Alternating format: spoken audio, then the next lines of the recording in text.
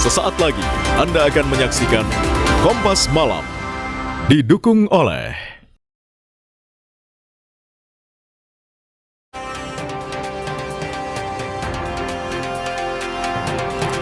tak terima kapal-kapalnya diserang, Iran ganti balas tembak jatuh drone canggih milik militer Amerika Serikat.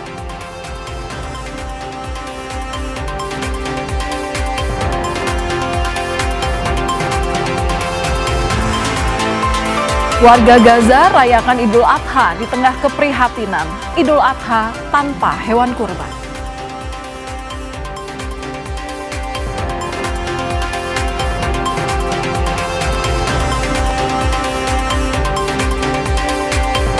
Seorang pemuda di Blitar tewas terkena ledakan petasan yang dipasang di balon udara. 2 orang lain mengalami luka serius.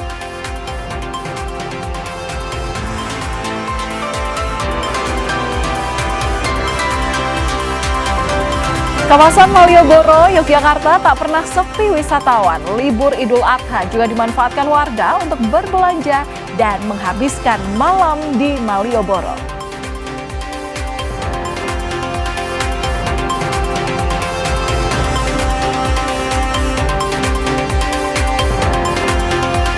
Kebakaran besar melanda kawasan perumahan di Tagbook, Filipina. 350 keluarga kehilangan tempat tinggal.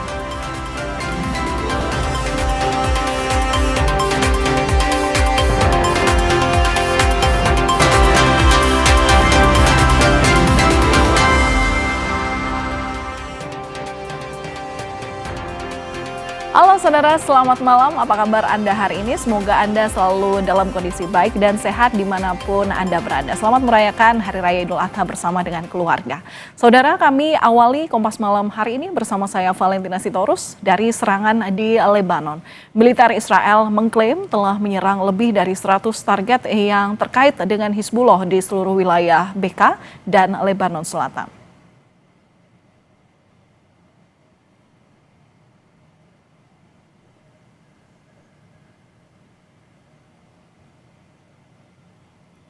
Pihak militer Israel menyebut serangan ini meliputi gudang senjata, pos komando, posisi pengamatan dan infrastruktur lain yang digunakan untuk mendukung serangan terhadap pasukan Israel dan warga sipil. Para pejuang Hizbullah juga menjadi sasaran termasuk di daerah Mashgara.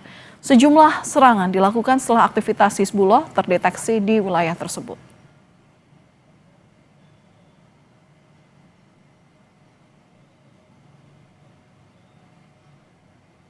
ini ya Allah دخل عائلي كامل ini ya Sementara itu kehancuran terlihat di kota Tire pasca serangan udara Israel ke Lebanon Selatan. Gedung-gedung hancur, puing-puing bangunan tampak berserakan memenuhi kawasan tersebut. Serangan Israel ini memperparah krisis di tengah perpanjangan gencatan senjata. Allah دخل عائلي كامل ini ya Israel juga melancarkan serangkaian serangan ke kawasan Nabatiyah, Lebanon Selatan. Kepulan asap tebal yang membubung di atas Nabatiyah dan kota-kota sekitarnya setelah serangan tersebut. Media Lebanon melaporkan 14 serangan udara Israel di kota Yohmor al-Shakif menghancurkan puluhan rumah. Serangan tambahan dilaporkan menghantam kota Zotar al-Sarkia, di mana 2 orang tewas. Juru bicara militer Israel bilang tentaranya akan beroperasi di daerah tersebut dan mendesak penduduk untuk pindah ke utara Sungai Zahrani.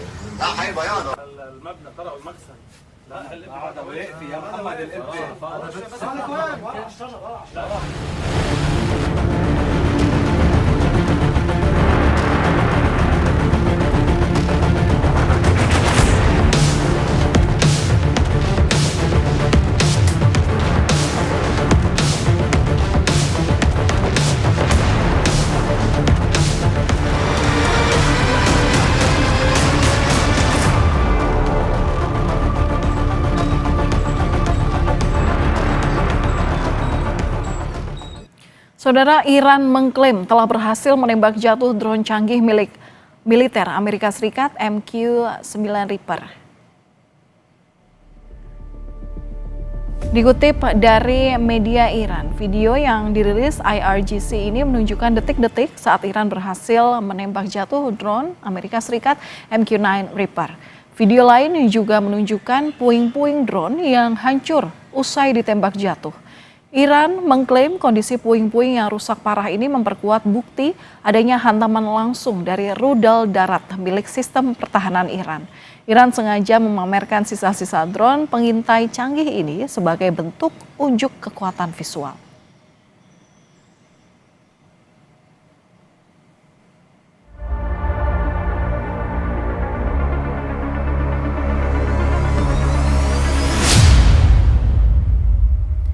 Iran juga menyebut berhasil mengidentifikasi dan mencegah pergerakan jet tempur siluman generasi kelima F-35 milik Amerika Serikat yang mencoba mendekati wilayah udara Iran. Insiden ini terjadi di kawasan pesisir selatan Iran. Jet tempur F-35 tersebut terdeteksi radar saat melakukan manuver di sekitar wilayah Teluk Persia dan Laut Oman. F-35 dikenal sebagai pesawat dengan teknologi radar anti deteksi.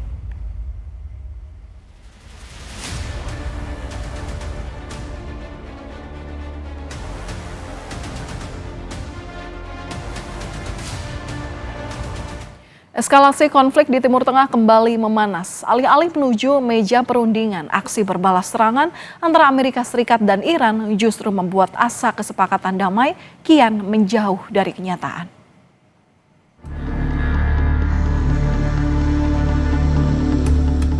Upaya perdamaian untuk mengakhiri perang antara Amerika Serikat dan Iran masih menemui jalan terjal.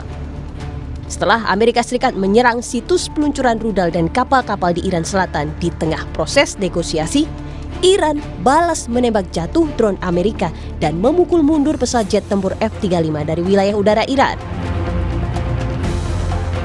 IRGC menyatakan berhak membalas setiap pelanggaran gencatan senjata oleh Amerika Serikat. Juru bicara pemerintah Iran Fatemeh Mohajirani mengatakan, jika kontradiksi dan inkonsisten dalam perilaku AS jadi salah satu hambatan utama dalam negosiasi dengan Washington. تناقض‌گویی‌ها هستیم. اصلا یکی از مشکلات ما در مذاکرات این تناقض‌گویی‌ها و این تناقض در رفتار اینهاست. های دفاعی و دیپلماسی ما با هوشیاری کامل موضوعات رو رصد می‌کنن و چنانچه طبیعتاً بخوان اقداماتی از جنس موضوعات پیشگیرانه. Di sisi lain, Menteri Luar Negeri Amerika Marco Rubio ungkap kesepakatan untuk mengakhiri perang dengan Iran masih mungkin tercapai dalam beberapa hari. Sebelumnya Trump inginkan kesepakatan damai yang bermakna dengan menggandeng Arab Saudi dan Qatar. Salah satu poin utama yakni dibukanya kembali Selat Hormuz. The president expressed his desire to make it. He's either going to make a good deal or no deal. On that, everyone should be assured, but that may take a little while. Maybe a few more days. Well, the straits have to be open. They're going to be open one way or the other. So. Peneliti senior Indo-Pacific Strategic Intelligence, Aisyah Kusuma Sumantri, menilai kunci perdamaian adalah konsistensi Amerika Serikat dalam meredam ketegangan di Timur Tengah. Aisyah sebut, Iran tidak akan mengambil tindakan perlawanan jika tidak diusik oleh Amerika Serikat. Bolanya sekarang ada di Amerika Serikat. Karena begini, Iran itu berada di dalam posisi defensif. Dia bertahan dan apapun yang terjadi dia tidak akan berhenti dalam mempertahankan negaranya. Karena ketika dia mengambil keputusan untuk stand down, maka kemudian ada resiko di mana rezim yang saat ini tengah berkuasa itu bisa dijatuhkan oleh Amerika Serikat. Iran sudah menunjukkan sebenarnya itikat untuk bisa melakukan kemudian deeskalasi. Ini terlihat polanya dari ketika Iran ini membuka Selat Hormuz kembali pasca ditandatanganinya gencatan senjata antara Lebanon dan Israel. Nah saat itu kita lihat yang tidak mau membuka sebenarnya blokadenya itu kan adalah Amerika Serikat. Saat ini mata seluruh dunia masih tertuju pada proses negosiasi damai Amerika dan Iran. Banyak pihak berharap negosiasi bisa menyepakati hasil untuk mengakhiri perang di Timur Tengah. Tim Liputan Kompas TV. Dan saudara membahas soal Amerika Serikat yang lagi-lagi menyerang Iran di tengah proses negosiasi, sudah bersama kami melalui sambungan Zoom, Guru Besar Hukum Internasional Universitas Indonesia, Hikmahanto Juwana. Selamat malam Prof. Hik, apa kabar? Selamat malam Valen, kabar baik, sehat.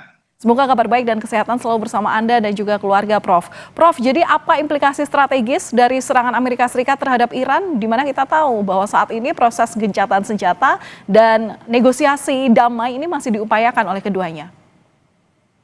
Ya, yang pasti implikasi strategisnya adalah dunia itu tidak bisa melakukan atau boleh dikatakan move on terhadap perang antara Amerika Serikat dengan Iran, belum lagi juga Israel dengan Iran dan Israel melawan Lebanon. Jadi dunia ini berharap sekali bahwa Iran dan Amerika Serikat segera sampai pada titik adanya perdamaian. Kalaupun tidak diambangkan, tapi tidak usah saling menyerang. Itu yang diharapkan oleh dunia, sehingga apa? Mereka bisa bergerak sesuai dengan apa yang mereka sudah rencanakan di masa-masa sebelum terjadinya perang ini. Ini yang menurut saya menjadi concern dunia pada saat sekarang ini. Mereka pun kerap tidak ingin diasosiasikan dengan Amerika Serikat untuk mencari jalan keluar, misalnya saja terkait dengan minyak, agar mereka diperbolehkan oleh Iran untuk melewati Selat Hormuz.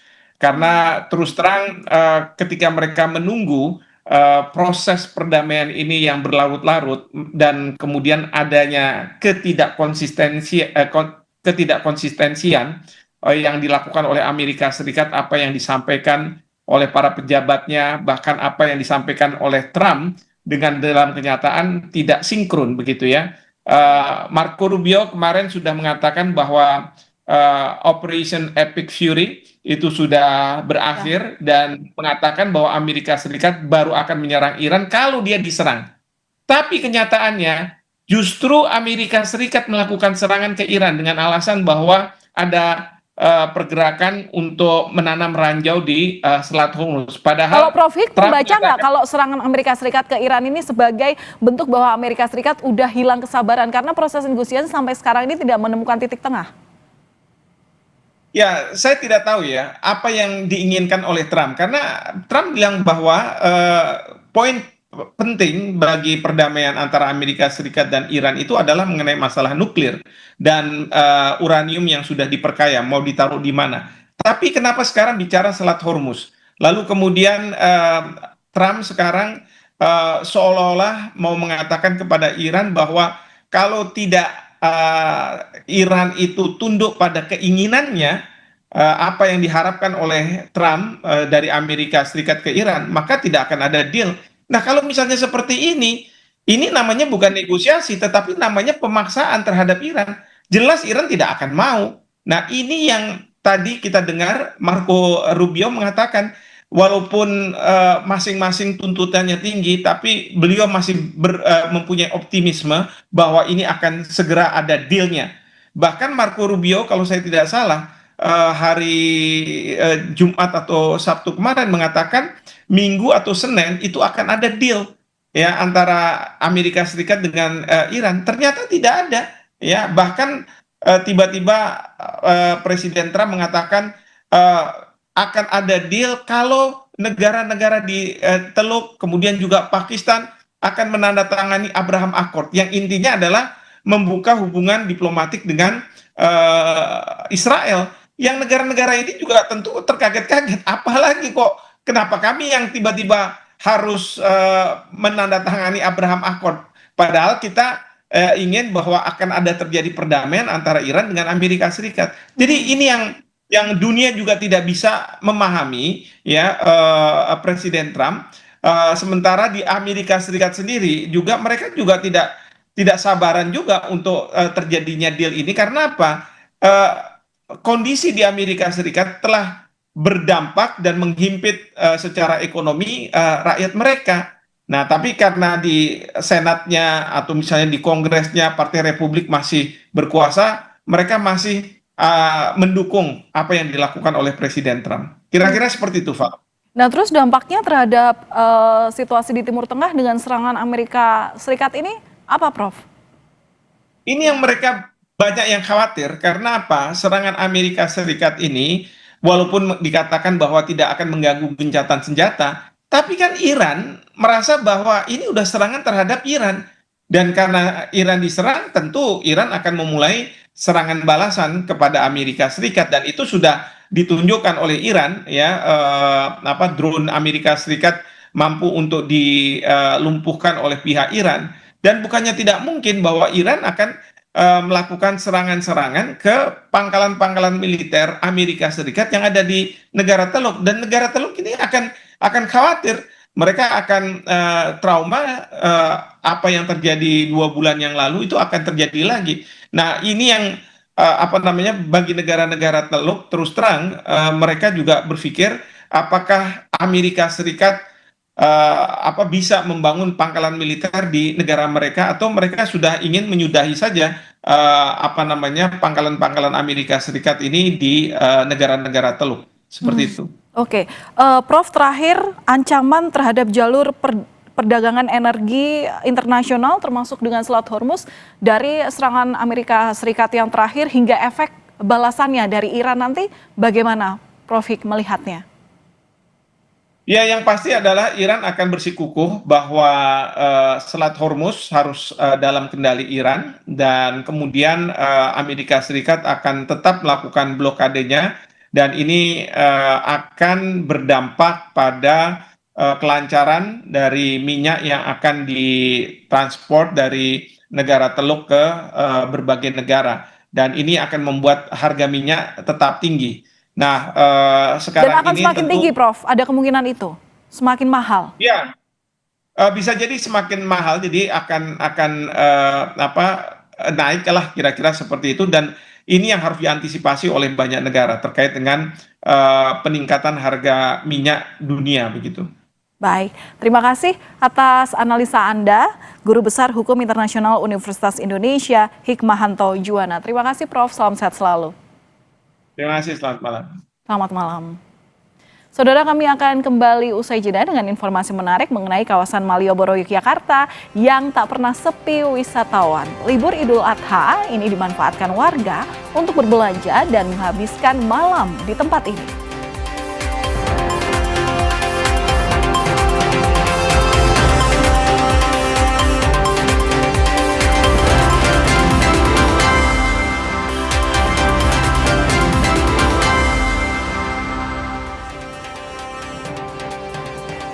Saudara, momen libur Idul Adha di kawasan Braga, Kota Bandung, Jawa Barat ramai wisatawan. Wisatawan ini sengaja berkunjung untuk berburu kuliner, berbelanja oleh-oleh, atau sekedar berfoto di kawasan bersejarah ini. Banyaknya lukisan yang terpampang yang merupakan hasil karya daripada seniman lokal juga menjadi daya tarik wisatawan.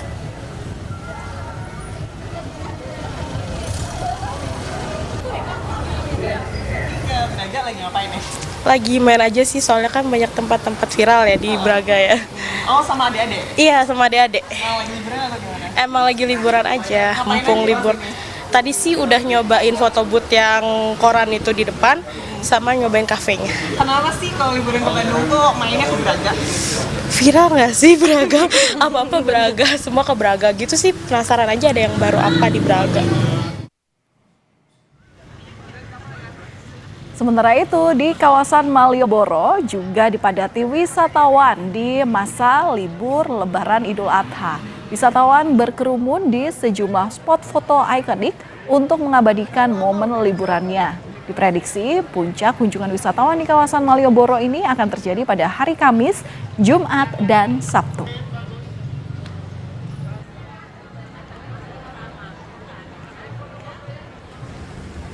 Sementara itu, suasana libur Hari Raya Idul Adha di kawasan Simpang 5 Semarang, Jawa Tengah semakin malam semakin ramai wisatawan. Malam hari, berbagai opsi wisata yang ditawarkan semakin beragam, mulai dari becak hias, berbagai wahana bermain anak, hingga beragam kuliner. Salah satu ikon yang paling diminati pengunjung adalah becak hias yang menyala berkelap-kelip mengelilingi lapangan.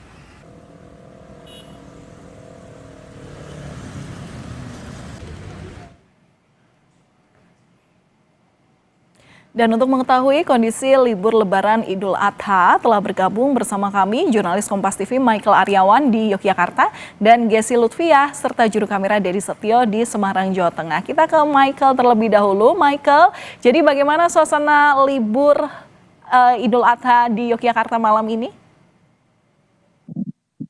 Ya, selamat malam Valen dan saudara. Libur Idul Adha di Yogyakarta memang diprediksi akan ramai dengan wisatawan. Namun kami pantau pada malam hari ini di kawasan Malioboro memang peningkatannya belum signifikan, mengingat mereka yang berlibur ke Yogyakarta adalah sebagian besar warga Yogyakarta juga yang pulang mudik ke daerah asalnya, dan tentu saja pada hari pertama Idul Adha mereka masih menghabiskan waktu bersama keluarga sambil menikmati daging kurban. Nah, diperkirakan ramainya kawasan Malioboro itu akan terjadi pada Kamis, kemudian Jumat dan Sabtu besok, mengingat libur panjang akhir pekan ini memang sampai pada hari Senin 1 Juni mendatang. Nah, tadi kami berbincang-bincang dengan beberapa petugas, disebutkan bahwa perkiraan puncaknya akan terjadi pada hari Sabtu, di mana para petugas sudah menyiapkan skenario-skenario mulai dari rekayasa jalan, kemudian penutupan sejumlah ruas-ruas jalan yang berpotensi menyebabkan kemacetan. Nah, untuk saat ini, Valen, kawasan Malioboro masih diberlakukan jam bebas kendaraan pada pukul 17.00 hingga pukul 21.00, namun memang kami pantau baru sedikit kendaraan yang masuk, yang melintas, karena mereka memang masih berada di luar kawasan Malioboro.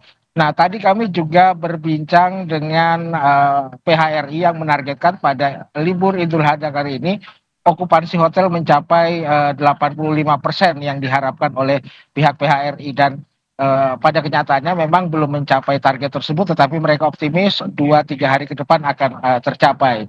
Nah, ada lagi Valen, bahwa wisatawan yang datang memang mengaku sedikit terbebani dengan mahalnya barang-barang kemudian jasa di tengah melemahnya rupiah terhadap dolar.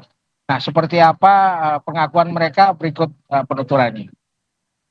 Transportasi dulu, saya naiknya KRL, lebih murah, ekonomis, mudah dijangkau juga. Destinasi wisata yang ada tiket masuknya mungkin enggak. Di sini kan cuma kuliner aja, jalan-jalan, sama ke Tugu Jogja, lihat pemandangan aja. Ada beberapa objek wisata yang pernah kita kunjungi, kita skip dulu lah. Kan kita dulu sudah pernah juga, sekarang kita skip, yang lainnya kita cari. Belanja nanti mungkin seperlunya aja deh, yang penting aja, mungkin apa. Banyak sih yang nggak ada banyak juga sih yang dikurangi, paling ya budgetnya tadinya memang harus sekian gitu, sedikit di atas ya, nggak terlalu. Ya, Valen, itu tadi pengakuan dari para wisatawan yang bagaimana mengakali liburan pada kali ini di tengah harga-harga dan juga jasa yang naik tarifnya. Baik. Demikian, Valen. Baik, ada siasat liburan hemat yang tetap dilakukan wisatawan sembari jalan-jalan di Malioboro. Terima kasih Mika. Lalu kita bergeser ke Simpang 5 Semarang. Sudah ada Gesi Lutfiah di sana. Gesi, selamat malam. Jadi seperti apa suasana libur Lebaran Idul Adha di Semarang malam ini? Ya, selamat malam Valen dan juga saudara. Kalau di kota Semarang sendiri, wisata yang tidak pernah absen dikunjungi oleh wisatawan ini adalah Simpang 5. Di sini juga sama, tidak dipungut biaya. Jadi ini menjadi pilihan wisatawan untuk berkunjung. Selain itu, suasana malam hari ini merupakan suasana yang paling dicari wisatawan begitu ya, karena banyaknya objek yang ditawarkan, mulai dari adanya becak hias yang bisa dinaiki bersama keluarga untuk berkeliling kota Semarang, dan juga Simpang 5 tentunya. Kemudian ada berbagai permainan anak, mulai dari melukis, permainan menggambar, memancing, dan lain sebagainya. Serta yang tidak kalah menarik ini adalah wisata kuliner yang tadi kalau saya berjalan ini ramai sekali dipenuhi oleh wisatawan. Selain itu juga jika bisa saya gambarkan, tidak hanya para wisatawan yang datang untuk berwisata dan menaiki berbagai objek yang ditawarkan, namun banyak juga mereka yang datang untuk sekedar menikmati jajanan di tengah lapangan Simpang 5, duduk-duduk bersama kerabat dan juga keluarga menikmati udara malam hari ini, Valen.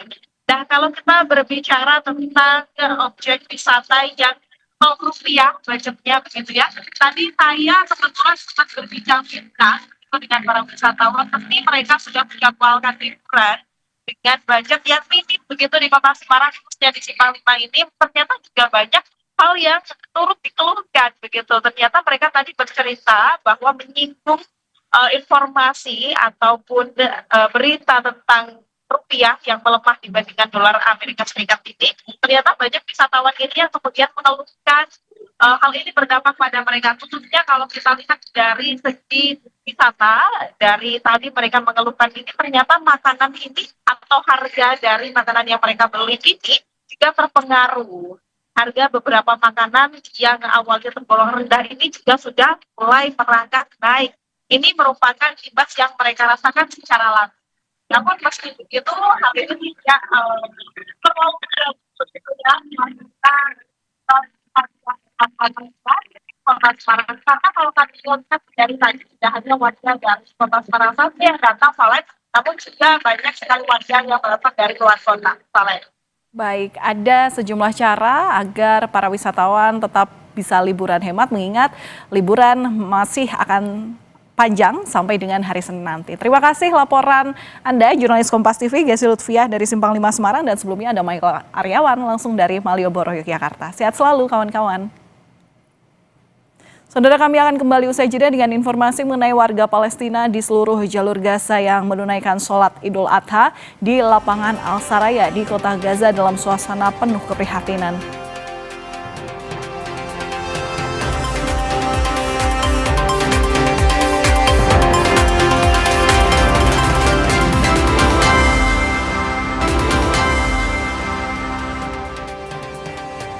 Saudara, militer Israel klaim telah menyerang lebih dari 100 target yang terkait dengan Hizbullah di seluruh wilayah Bekaa dan Lebanon Selatan. Pihak militer Israel menyebut serangan itu meliputi gudang senjata, pos komando, posisi pengamatan, dan infrastruktur lain yang digunakan untuk mendukung serangan terhadap pasukan Israel dan warga sipil. Para pejuang Hizbullah juga menjadi sasaran termasuk di daerah Mashgara. Sejumlah serangan dilakukan setelah aktivitas Hizbullah terdeteksi di wilayah tersebut.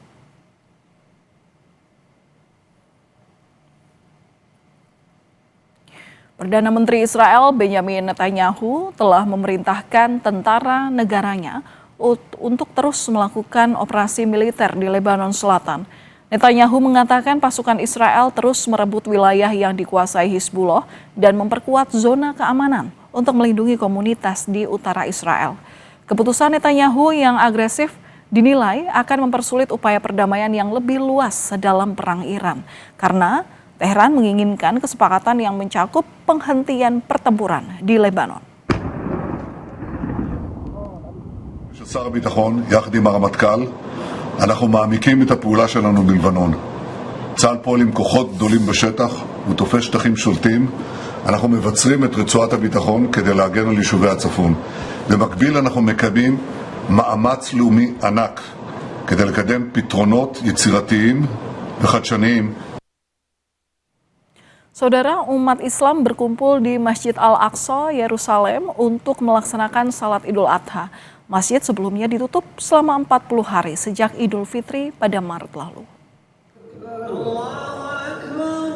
Jamaah berbondong-bondong menuju masjid sejak dini hari untuk mengikuti salat Idul Adha. Anak-anak membagikan permen di halaman masjid dan keluarga-keluarga mengambil foto kenangan sebelum salat dimulai. Al-Aqsa sempat ditutup selama 40 hari sejak Idul Fitri menyusul pecahnya operasi militer gabungan Amerika Serikat dan Israel terhadap Iran. Selama penutupan Masjid Al-Aqsa mendapat pengamanan ketat seperti pengecekan identitas di pos-pos pemeriksaan.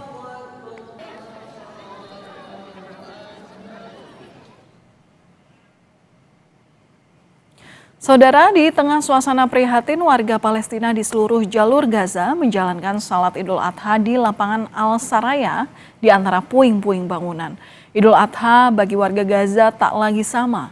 Warga merayakan tanpa hewan kurban.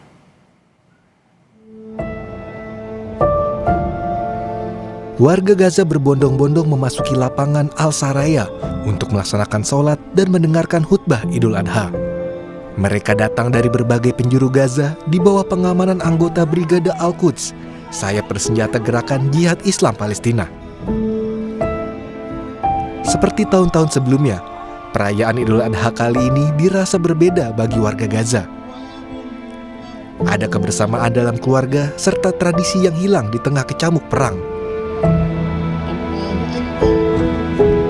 احنا قاعدين بنصلي ببكاء عينينا. احنا العيد الفطر كمان ما عرفناش نصلي زي الناس. اتذكرنا يا اخوتنا اللي راحوا، اتذكرنا ابهاتنا اللي راحوا. عيد لا يؤسف، الدمعة بتنزل كل يوم يا امي، لاغلى الناس بتروح عندك. ولحتى احنا ما زال احنا تحت الحرب وبنصلي. لو كانت صواريخ عروسنا ان شاء الله حنصلي. والله بنعديها برغم الدماء، برغم الشهداء، برغم كل اللي احنا فيه، لكن هذه شعائر الله. ربنا ما يحرمنا منها ان شاء الله، ويحرر بلادنا ويهدي بلادنا بصلاح الحال يا ربي. وحسبنا الله ونعم الوكيل. الناس بتحج على عرفه واحنا بنحج بالدماء. الله ينتقم منهم يا رب. Meski di tengah kesulitan yang dialami warga Gaza kini, warga Gaza termasuk anak-anak dan orang dewasa tetap berkumpul menjalani sholat Idul Adha di tempat terbuka dan di antara reruntuhan masjid yang hancur.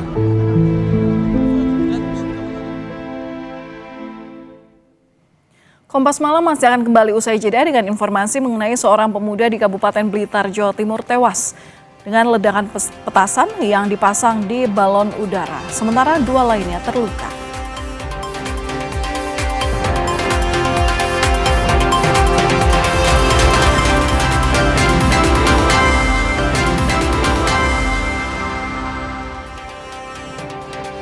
Saudara, seorang pemuda di Kabupaten Blitar, Jawa Timur tewas terkena ledakan petasan yang dipasang di balon udara. 2 orang lain mengalami luka bakar serius. Petugas Polres Blitar melakukan olah tempat kejadian perkara di kawasan Tambakan, Kecamatan Gandusari, Kabupaten Blitar, Jawa Timur. Peristiwa ini terjadi jelang salat Idul Adha. Korban sempat menjalani perawatan di rumah sakit akibat luka bakar di bagian wajah dan tubuhnya, namun nyawanya tak tertolong. Korban bersama 6 orang lainnya main menerbangkan balon udara tanpa awak, dan kemudian balon udara tersebut digantung petasan, yang mana saat balon tersebut mau naik, ya kan, ada beberapa petasan yang tidak meledak. Kemudian korban mendekati dan terjadi terkena ledakan tersebut. Seekor sapi kurban di Pasar Hewan Sukorejo, Pasuruan, Jawa Timur mengamuk dan berlari hingga nyaris masuk ke minimarket. Jangan lari, jangan lari, jangan lari, jangan lari, jangan lari, jangan lari, jangan lari, jangan lari, jangan lari, jangan lari, jangan lari, jangan lari, jangan lari. Sapi kurban sedang dibawa untuk dijual ketika tiba-tiba lepas dan berlari. Sapi nyaris masuk ke minimarket lalu berlari lagi di jalan raya. Sapi akhirnya berhasil ditangkap warga dan dievakuasi ke dalam truk.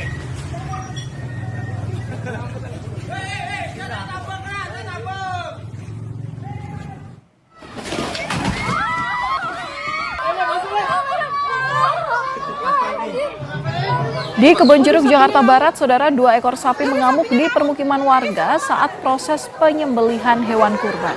Warga berhamburan untuk berusaha menyelamatkan diri.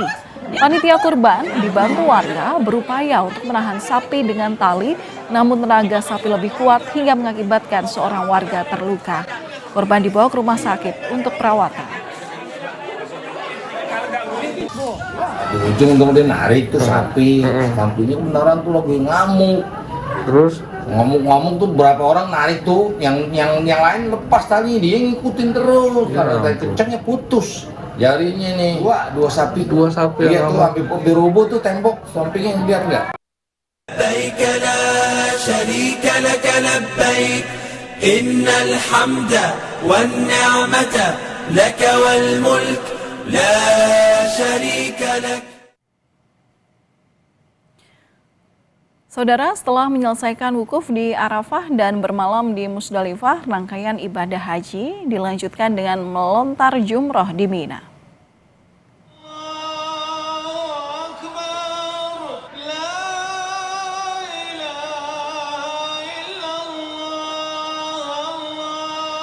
Lebih dari 1,5 juta jemaah haji berada di Mina, Arab Saudi untuk melaksanakan ritual melontar jumroh. Sebelum melakukan lontar jumroh, jemaah haji bermalam di Musdalifah untuk mengumpulkan batu-batu kerikil. Lontar jumroh adalah ritual melempar batu kerikil ke 3 tiang atau jamarat yang berada di Mina. Ritual ini memiliki makna sebagai simbol perlawanan terhadap godaan setan dan upaya untuk mengusir sifat-sifat buruk dari dalam diri manusia.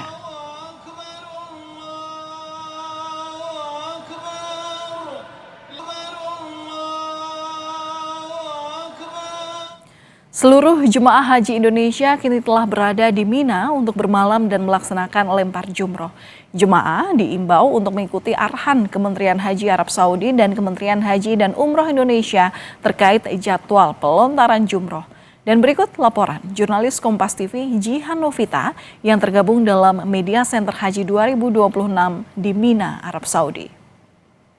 Assalamualaikum warahmatullahi wabarakatuh. Saudara jemaah haji Indonesia kini menjalani prosesi mabit atau bermalam di Mina usai melaksanakan lempar jumroh akobah pada 10 Zulhijjah. Selanjutnya jemaah akan melanjutkan rangkaian ibadah lempar 3 jumroh, yakni jumroh ula, wusto dan akobah selama hari tasyrik 11 hingga 13 Zulhijjah. Bagi jemaah yang mengambil nafar awal, prosesi lempar 3 jumroh dilakukan pada 11 dan 12 Zulhijjah sebelum mereka meninggalkan Mina. Sedangkan jemaah yang mengambil nafar sani akan berada lebih lama 1 hari di Mina karena masih melanjutkan lempar 3 jumroh hingga 13 Zulhijjah. Di tengah suhu panas yang menyelimuti kawasan Mina, petugas haji Indonesia mengimbau jemaah untuk mematuhi jadwal lempar jumroh yang telah ditentukan. Jemaah haji Indonesia dianjurkan melaksanakan lempar jumroh setelah maghrib atau saat matahari terbenam demi menjaga kondisi kesehatan dan menghindari kepadatan di jalur menuju Jamarot.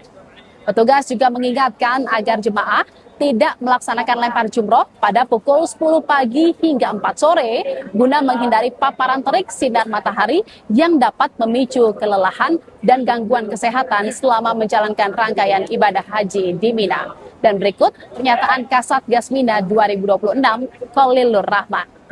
Oleh karena itu, sesuai dengan himbauan dan arahan dari Kementerian Haji Arab Saudi dan juga arahan pimpinan dari Kementerian Haji dan Umroh RI agar jamaah mengambil waktu melontar jumrah yang aman, yaitu waktunya ba'da maghrib. Dan untuk kekompakan dan untuk kebersamaan agar tidak terpisah, maka hendaknya jamaah ketika berangkat dari tenda di Mina berangkat berombongan atau beregu, tidak sendiri-sendiri.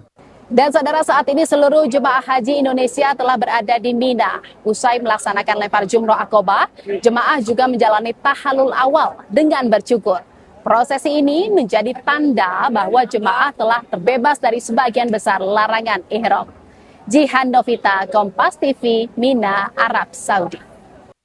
لبيك لا شريك لك لبيك إن الحمد والنعمة لك والملك لا شريك لك. Saudara, kebakaran besar melanda kawasan perumahan di Taguig, Filipina. 350 keluarga kehilangan tempat tinggalnya.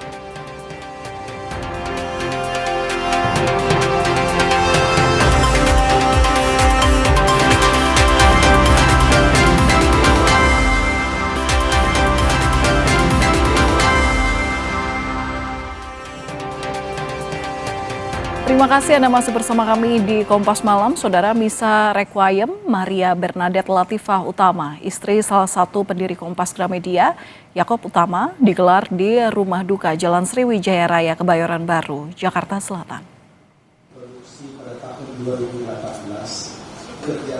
Suasana khidmat menyelimuti pelaksanaan misa requiem Maria Bernadette Latifah Utama di Rumah Duka yang ada di kawasan Jakarta Selatan.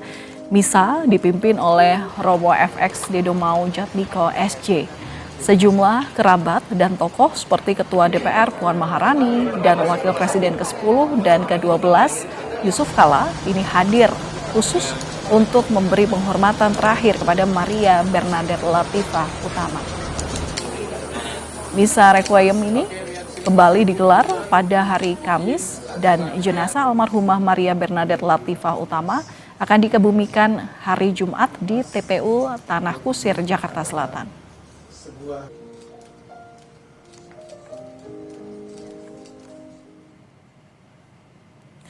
Saudara, kebakaran besar melanda kawasan perumahan di Taguig, Filipina. 350 keluarga kehilangan tempat tinggal. Asap tebal mengepul di atas lingkungan padat penduduk di distrik San Ana. Rumah-rumah berdempetan dengan mudah terbakar, diperparah oleh angin, di mana kebakaran ini menghancurkan 170 rumah dan sebanyak 350 keluarga kehilangan tempat tinggal.